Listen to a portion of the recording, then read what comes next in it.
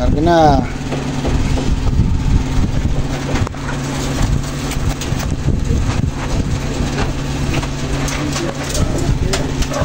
Ito yung unang nakauwi, lakas eh.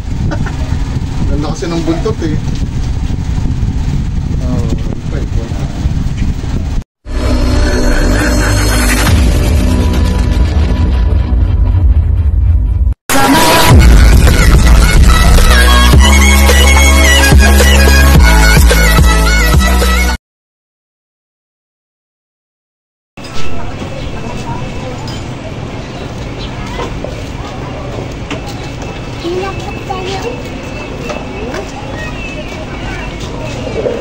Oh, mais kayo dyan. Okay guys, welcome back to Lucky Star Loop TV. So ito, nagtatahip tayo ng no? So matagal tayo hindi nakapag-vlog. So may gusto lang akong i-share sa inyo, no? Ito naiisip ko lang palagi, no? Kung paano, ito ba yung sabi na paano tayo magiging isang magaling na fancier? O meron ba talagang magaling na fancier, no? So of course, meron talaga, no? Meron talaga magaling na fancier. At talagang hinuhubog din ng panahon yung isang pagiging isang magaling na fancier. Ibig sabihin, nakukan po talaga yan, no? Pinag-aaralan, no? O napag-aaralan, no? Paano isang magaling na fancier. Pero hindi ka magiging isang magaling na fancier kung kulang ka sa resources. Ibig sabihin, wala kang budget, no? Kailangan lahat ng bagay dito sa mundo nangangailangan ng budget, no? Gusto ka kagaya sa isang negosyo, kung gusto mo magkaroon ng isang bigasan, although na meron ka talagang knowledge, no? Magaling ka talaga mag-isip, meron kang pangarap, meron kang vision, no? Para magtagumpay sa isang negosyo, kulang ka naman sa resources. Paano mo magagawa? So, ganun din sa ating mga kalapate guys. So, ito, nagtatahip ako ng kalapate. Ay, ng kalapate, nagtatahip ako ng mais para sa ating mga kalapate. Kala ko, pansit na eh. Anong gagawin daw dyan? Bakit 4 na lang to? Oo. Para hindi ko hindi tinatanggal pati yung mga bukbok, no? So, at saka of course mas maganda na malinis yung ating mga pagkain ng kalapate, no? Dahil tawag nito, hindi po sila kapitan ng cancer. Maganda kasi na naglilinis talaga tayo ng mga natin, kahit mga tubigan, no? Of course, number 1, patukaan. Mga tawag na ito, mga tutukain din nila, no? So, kaso nga lang, mas maganda kung may tambiolo kayo. Ay ako, ito lang, no? DNY lang. So, ito nagiging problema. Paano tayo mag-isang, although na meron tayong vision nga, no, sa pagkakalapate. At gusto nating mag-champion talaga. Lahat tayo gusto mag-champion. Gusto makakuha ng magandang materyales, gusto makapagbigay ng magandang patuka, magandang supplement, no? Pero kung kulang ka sa resources, paano magagawa, no? Tandaan nyo, lahat ng bagay dito sa mundong ibabaw pinapatakbo ng pera, no? So, oo, may mga kaibigan tayo, no? Pero kapag nakakita na ng pera, no, nag-iiba na yung tema, no? So sabihin nyo mali ako, opinion ko lang yan, ano? Pero pwede nyo naman akong correct, no? So sabi nila yung iba hindi naman nababayaran, pero mostly no, pag pera ng pinag-usapan, nag-iiba talaga yung tema, yung usapin, no? Nagbabago lahat ng isipan ngayon. Sa ating mga kalapate naman, no, kung wala rin tayong budget, so maaaring manalo rin tayo pero napakatagal kasi nga kulang nga rin tayo sa resources, number 1. Kaya nga maraming nangangalapate na nagtsatsaga na lang sa pa-JB-JB, hirap sa mga tropa kasi nga walang pambili ng walang pambili ng kalapate na maayos na maganda. So ang gagawin niyan, makikipag-tropa yan, no? Tapos pag tropa ka na, yun, ihiritan ka na ng ibon. So marami namang mababait nagpapahiram. So walang problema diyan. So kahit ako nangyayari sa akin 'yan, no. Hindi nangingi talaga ako ng KB. Hindi ako nahiya diyan kasi nga wala naman akong pambili talaga ng kalapate na yung presyo ang mamahal. So bumibili rin ako. Pero hindi ko kayang yung mga 10k pataas na 15k, hindi ko na kayang bilhin yun. So wala na akong resources. So yun ang isang dahilan kung bakit masasabi nating isa sa nakakapagpadagdag ng points yung may budget ka. So maganda, may budget ka na, meron ka pang vision, may pangarap ka pa, tapos malikhain ka, kumbaga mahilig ka sa nagde-develop ng isang bagay, no? Kagaya sa racing video, nagde-develop ka ng isang linyada na kung saan yung warrior na to, yun, ay lalabas na magaling, no? Na kayang sumabay sa itong mga kalapate. So ibig ko sabihin dito, paano ka magiging isang magaling na karerista o magiging isang magaling na mga kalapate kung kulang ka sa budget, no? Dapat talaga kumpleto ka sa budget. At saka meron talagang magaling at meron namang hindi. Kasi dapat mabalanse yan, no? Kagaya dito sa atin sa mundong ibabaw, hindi po pwedeng lahat tayo mayayaman. Walang magtatrabaho na sa mayayaman. Ako magtatrabaho kay parehas lang tayo meron. Di lahat tayo nagugutom. So ginawa ng Panginoon yan na may talunan, merong nananalo, merong natatalo, no? At saka meron namang mahirap, merong mayaman, no? Para mabalanse, no? So para tawag nito yung cycle ng tao makuan, no? Maging maayos, no? So kagaya niyan, no? Sa kalapate, hindi naman lahat tayo pwede magaling. Lahat tayo mananalo kasi darating araw tatama rin naman sila eh. Kagaya nung mayroong senaryo na ganyan yung tropa ko. Dati nagpapanalo siya. Nung nagpapanalo siya, nangyari di yung iba nakapag-acquire na rin ng magagandang mga linyada, tapos natuto na rin paano sistema sa pagkakalapate. Kumbaga nakakasabay na sa kanya at dumadami silang magaling, no? So nakapag-isip ngayon yung tropa, ayoko na maglaro ng kalapate. Bakit? Wala na rin naman akong mapapala eh. Bakit naman? Ang dami na namin na nanalo. Ngayon, imbis na makabawi ako sa gastos, mang nangyayari, lugi pa ako, no?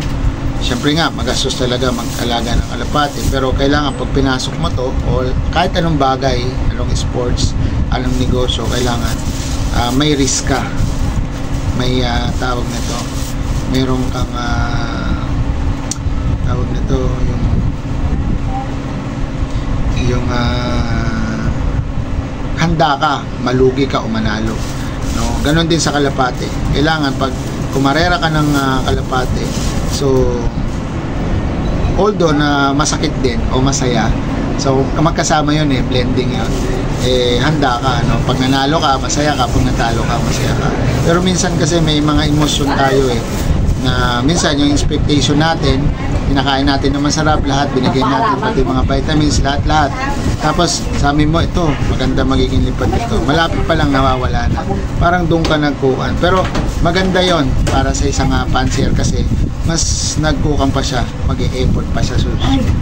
Ako kasi ganun kapag walang nangyari sa lipad ko, anong problema iniisip ko, saan ako nagkamali, meron ba ako pagkakamali sa sistema, o talagang sa ibon na kailangan ko ba magpalit, ganun. Yun yung mga pumapasok na mga dahilan no? Yung mga sample na iniisip natin, no? So kanya-kanya tayo ng diskarte o opinion parte dyan. So ang masasabi ko lang, no, magiging isang magaling ka lang na kalapate, kararista, talagang may natural na magaling talaga, no? Pero may materials mo lang yan kapag may budget ka, no? Meron kang pangkilos. So magaling ka nga pero wala kang pangkilos, paano mo siya mamamaterialize. No, ibig sabihin, kaya nga yung iba, no, yung mga scientists ginagastusan yan kahit napakatagal ng research nila, pero may vision sila, nakita ng potential nila, so ginagastusan talaga para yung iniisip nila magawa nila. So ganun din sa atin sa kalapate. So hindi ko naman sinasabi na kapag nakakuha ka ng magandang kalapate o champion na kalapate, anak ng champion, eh mananalo ka na. So ikaw pa rin yun. 70% nandoon, pero yung 30% sa iyo na yun, no? Yung sistema mo na yun, paano mo sila pakikilusin. Kahit nga yung mga big look, no, alam naman nila sa sarili nila na mas ahead sila o mas magaganda yung mga hapon talaga nilinyada nila kaysa sa atin, eh hindi pa rin sila nagpapasiguro. Ibig sabihin, imbes na kunyari kung talagang magaling na isa, dalawa, pwede mo nang ilaban yan eh. Pero dahil nga hindi pa rin nila sigurado ang kalalabasan, naglalaro sila more than 30, no, 50, minsan nga 100, no. Tapos yung mga tao naman pag nanalo, congrats, no, pero hindi nila alam na chamba rin yun, no, chamba rin yun. Pero nagiging magaling sila kasi nga nanalo sila, no, nananalo sila. Pero kung susumahin mo, ikaw magsalalaro ka ng 5 sa 50, nawala na yung 5 mo, may 45 pa siya, no, ganun yun eh, no. So talagang may magaling at merong bubong nangangalapate o talunan ng mga ngalapate, no. So kailangan mangyari yan, no, para mabalanse, hindi naman pwedeng puro talo ka na lang, no, hindi ka mananalo. Kasi nga pag puro talo ka na lang, tatamarin ka na rin mga rera, tatamarin ka na rin mag-alaga ng kalapate, no. So ayan, no. So sana may nakuha kayong diskarte. So ang kailangan nyo guys, no, tawag na to, mag-ipon kayo ng inyong materyales na magaganda. So meron niya, bumili kayo, meron diyan mabababang presyo. Of course, pagka kakarera kayo, mag-ipon bago sumapit ng karera, mag-ipon na kayo ng mga gagamitin yung mga supplement. Tapos patoka, kailangan nakakwan yan, nakaprogram yan, para at least pagdating ng karera hindi na kayo nag-iisip-isip. So ang isipin nyo na lang kung paano nyo iestimahin, ibig sabihin kung paano sila i-handle, no. Andyan na yung observation, no. Sabi nga nila, observation happy, sabi-sabi, no. Kailangan mapag-obserba ka, baka mamaya na may sakit na yung ibon mo. So napaka-kwan pa naman ng sakit ngayon, tawag nito, upgraded na rin. So kagaya nito, ito nga pinagtsatsagaan ko na nagtatayp ako ng mais para makasigurado ko na yung yung papakain ko sa akin kalapate ay malinis. Ayan, no, may mga bukbuk. Ayan, no. So tsaga-tsaga lang mga guys, no. So pag may tsaga, sabi nga nila, may nilaga. Kapag naglaro ka ng tuloy-tuloy ng pagkakalapate, hindi naman po pwede na mananatili ka lang sa baba, aangat ka rin, no? So maraming salamat. Ano yan? Hello po, lala mo. Oh, Ma'am, pala pipick up din ba? hindi pipick up ka sa Cavite, hindi rito. Kalapate. Isang piraso. Okay, punta ko na po. Bakit meron ba, wala pang cellphone number binigay dyan? Hindi ko kasi lang kung tinawagan ko. Oo. Sige. Tawagan mo na lang yung number, ha. Okay. Salamat. Kasi nga guys, meron akong pinapaship na kalapate, no? Galing sa ating kaibigan na Rudy Calderon sa Cavite, tiga Imus Cavite, no? Imus. So alam mo, makakalimutin na ako. So yan nga sinasabi ko sa inyo, no? Kailangan magaling na kayo, may resources pa kayo, no? So double barrel kung tawagin, no? Pero talagang may mahusay na pansier, meron naman din talagang kumaga may matalino at saka bobo. Yun ang pinakamadaling salita, no? So yung mga matalino, wala na tayong magagawa doon. Ganon din sa mga bobo, wala na tayong magagawa ron, no? So yun na talaga yung nakatadhana sa kanila eh, no? So kaya Umuwi siguro. lahat naman yan. So magandang lahat naman yan guys na pag-aaralan, no? So tiyaga-tiyaga lang, no? Kung walang tiyaga nga, walang nilaga, no? So kung anong tinanim mo, siya ang aanihin mo, yun nga yung kasabihan, no? So magandang araw muli sa inyo at maraming salamat dahil dumulo ka sa aking video, no? So sana nakapulot ka ng aral, no? Sa mga tips, marami tayo dyan, manood lang kayo. So pwede kayong magtanong para masagot ko. So of course, pwede rin kayo magtanong-tanong sa ibang pansin bilang sa akin, no? Kasi sa akin, no, hindi ko sinasabi na mahusay tayo, no? Ang sa akin lang, yung opinion ko lang, no, sa pagiging isang karerista ng kalapate, no? So kung meron kayong opinion, so be it, ipagpatuloy ninyo, no? At paniwalaan ninyo kasi kung baka mas maganda yung opinion niyo kaysa sa akin. Pero nagpapasalamat ako dahil nandyan ka, no? Yung pagsasalita ko, at least may magiging kung kayo, may mapupulot kayo o magiging ehemplo ninyo. Kumbaga makakakuha kayo ng idea, no? So maraming salamat. Muli, kita-kita tayo sa next video. Thank you. God bless you.